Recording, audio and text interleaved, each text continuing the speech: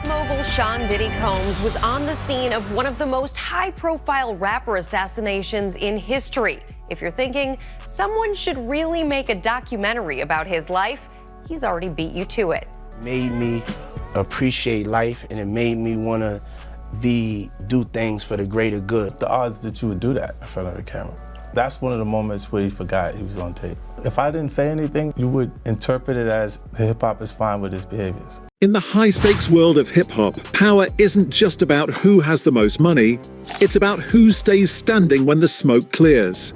For 30 years, Sean Diddy Combs believed he was the architect of the culture, an untouchable mogul, but he forgot one thing.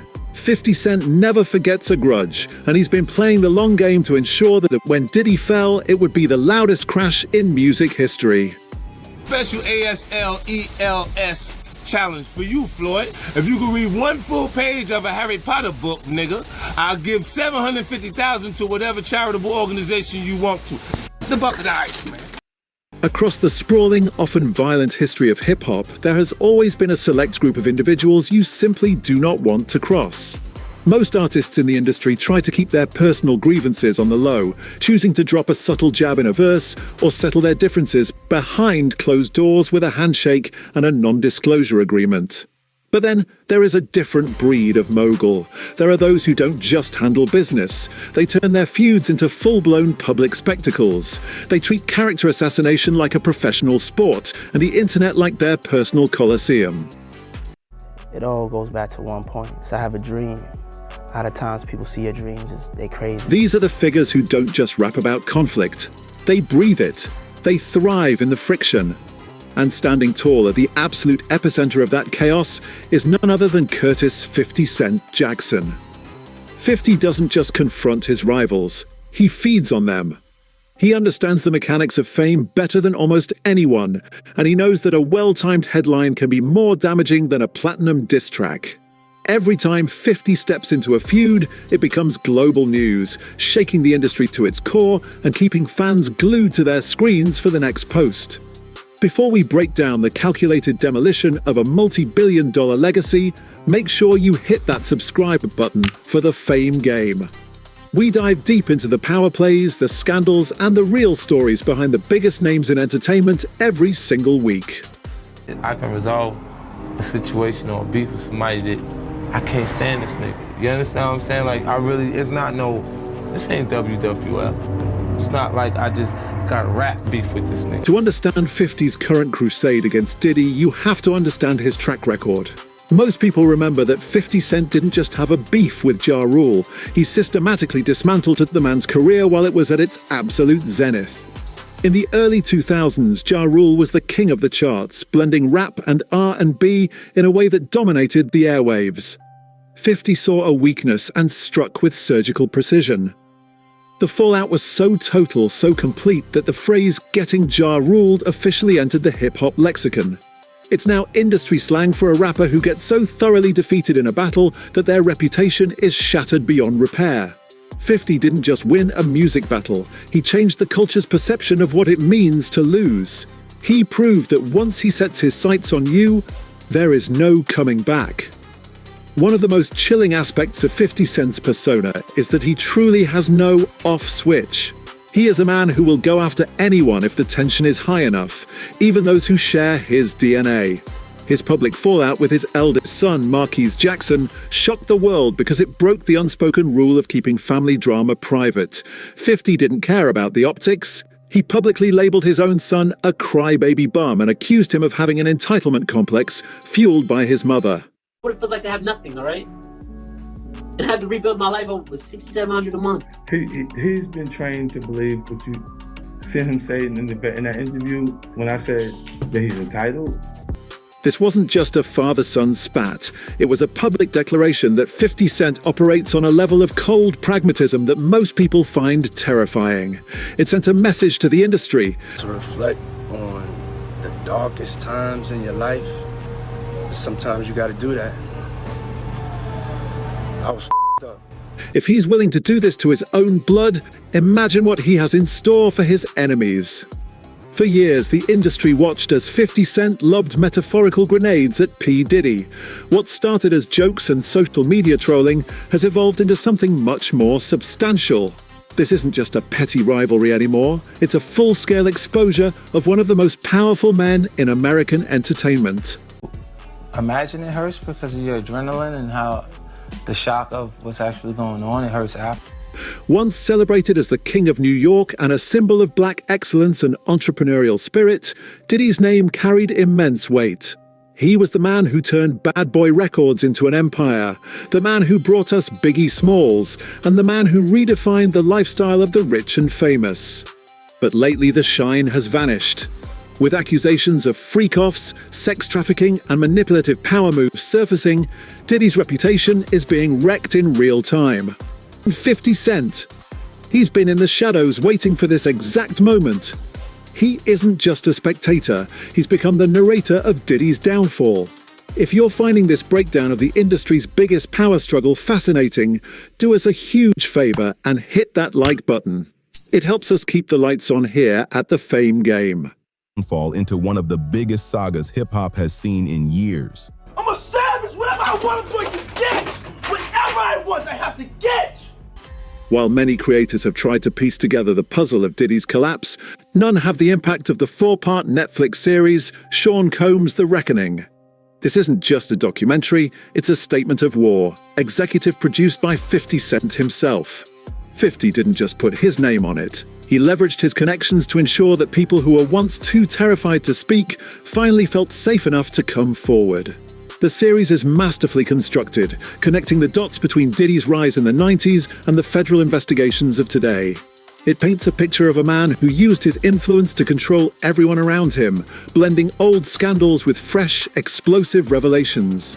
When the producers asked 50 what he thought Diddy would feel while watching it, 50 gave a characteristically smug response. He'll think it's amazing. He'll say it's the best documentary he's seen in a long time. Truly understand the root of this animosity, you have to go back to 1999. 50 Cent wasn't the mogul he is today. He was a hungry rapper from Southside Jamaica, Queens, with a point to prove. He dropped a track called How to Rob, which was essentially a stick-up note to the entire music industry.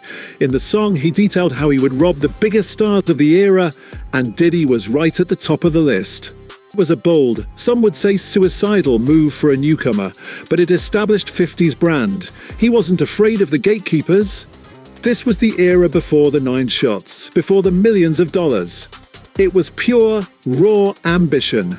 How to Rob. 50 Cent survived one of the most infamous assassination attempts in music history. He was shot 9 times at close range outside his grandmother's house. He didn't just survive, he was transformed. The trauma to his jaw and face gave him that deep, gritty, slightly slurred cadence that became his signature. Return to the scene, he wasn't just a rapper. He was a cultural legend. He had a story of survival that resonated with millions. His music had more pain in it, as he put it. And as his star rose, his path inevitably crossed with Diddy's again, leading to a strange period of creative collaboration that many fans have forgotten. By the early 2000s, 50 Cent was the hottest thing on the streets, but he hadn't yet reached his peak commercial heights. During this time, he was actually ghostwriting for Diddy. This wasn't just a rumor, it's been confirmed multiple times by industry veterans like Shine. 50 was the pen behind some of the lines and hooks that Puff was using to maintain his relevance. 50 eventually outed the arrangement on his Guess Who's Back mixtape with the line, "Hoes be like, Fiddy, you so witty," on the D like they heard I ghostwrite for P. Diddy. It was a clever way of saying, I'm the talent behind the man you think is the genius. Even on the Bad Boys 2 soundtrack, a project produced by Diddy, 50 couldn't resist taking a jab, rapping that he runs the city and doesn't dance around like Diddy. The rivalry took a bizarre turn into the personal during Chris Lighty's wedding. According to 50, Diddy approached him with an offer that felt entirely out of place. Diddy allegedly offered to take 50 Cent shopping. For a man like 50, who prides himself on his hyper-masculine, street-hardened image, this was an insult disguised as a gesture. 50 joked that taking someone shopping is what a man says to a girl he's trying to impress. He interpreted it as Diddy testing his boundaries, seeing if he could exert the same kind of influence over 50 that he did over his other bad boy artists. 50 famously said Diddy was dipping his toes in the baby oil to see how he'd react. Diddy later tried to laugh it off, saying he was just being a nice guy, but the damage was done. 50 saw Diddy as weird, and he hasn't stopped saying it for 20 years. While the personal jabs kept the fans entertained, the real war was happening in the boardroom. 50 Cent was built differently than most rappers. While others were spending their advances on jewelry, 50 was securing equity. His deal with Vitamin Water is legendary. He walked away with an estimated $100 million when Coca-Cola bought the parent company for $4.1 billion. This put 50 on a level of wealth that rivaled Diddy. He didn't need Diddy's help, and he didn't need to stay in his good graces. When Diddy began heavily promoting Ciroc vodka, turning it into a lifestyle brand, 50 launched Effin' Vodka. He didn't just compete on price, he competed on narrative.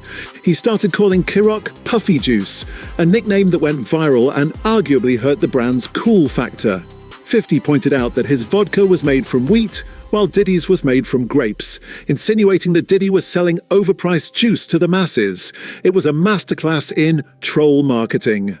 As if the music and business wars weren't enough, the feud turned deeply personal in 2021.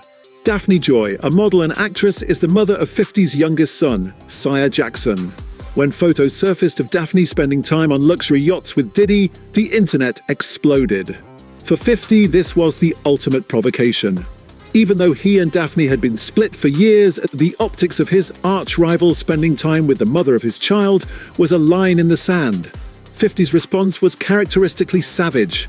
He posted a photo of the two together with the caption, "Oh snap, that's your mummy over there with Puffy? These women be wild." But the trolling took a somber turn in March of 2023 when the Diddy files were unsealed.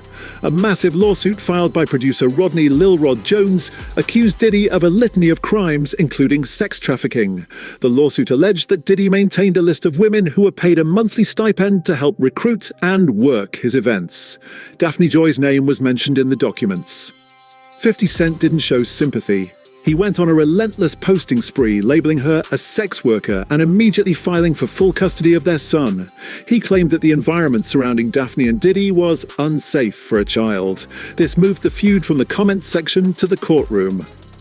Perhaps the most haunting aspect of this entire story is the shadow of Christopher Wallace. Better known as the notorious Big for decades, Diddy has positioned himself as the keeper of Biggie's legacy.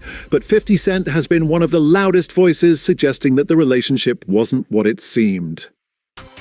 50 has publicly linked Diddy to the circumstances surrounding Biggie's murder, a claim that has been whispered in the industry for years but rarely said with such defiance. He even dropped a track called The Bomb, where he rapped, "Puffy know who hit that man."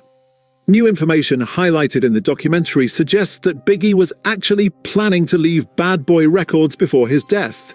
Even more shocking are the allegations that Biggie's own estate, not Diddy, paid for the massive, high-profile funeral. If true, it paints a picture of Diddy as a man who used a tragedy to boost his own image, dancing in the "I'll Be Missing You" video while the family of the deceased picked up the tab. If you think this level of industry exposure is wild, wait until you hear the rest. We've got more coming up, so make sure to hit that like button one more time. To many observers, Diddy represents what happens when a narcissist is given total power and no accountability for 30 years. The documentary captures this perfectly. At one point, Diddy actually compares himself to Jesus Christ, suggesting that his legal struggles are a form of divine persecution. It's a level of ego that borders on the delusional. Diddy even recorded himself in the months leading up to his legal troubles, apparently planning to create his own redemption documentary, where he would show the world he was innocent. He expected to walk away clean and get the last laugh. But he lost control of the narrative. Somehow Netflix obtained that very footage. Instead of a story of triumph, it became The Reckoning. The footage shows a man who is cold, detached, and seemingly obsessed with his own reflection while his world crumbles around him.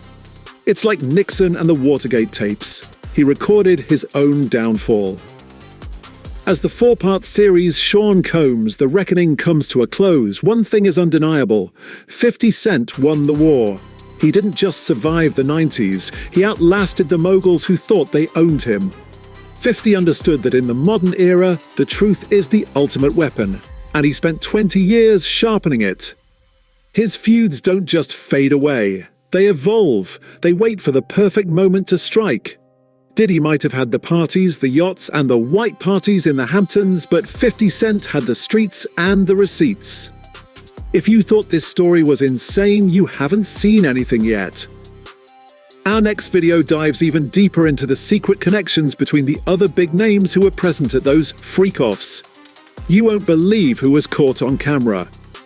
Click that video on your screen right now to see the full story. Before you go, let us know in the comments. Do you think 50 Cent is a hero for exposing the truth, or is he just a master of revenge? We want to hear your take on this madness. Thanks for watching The Fame Game. We'll see you in the next one. The industry is changing and the old guards are falling. Keep it locked here for the real stories. This is The Fame Game.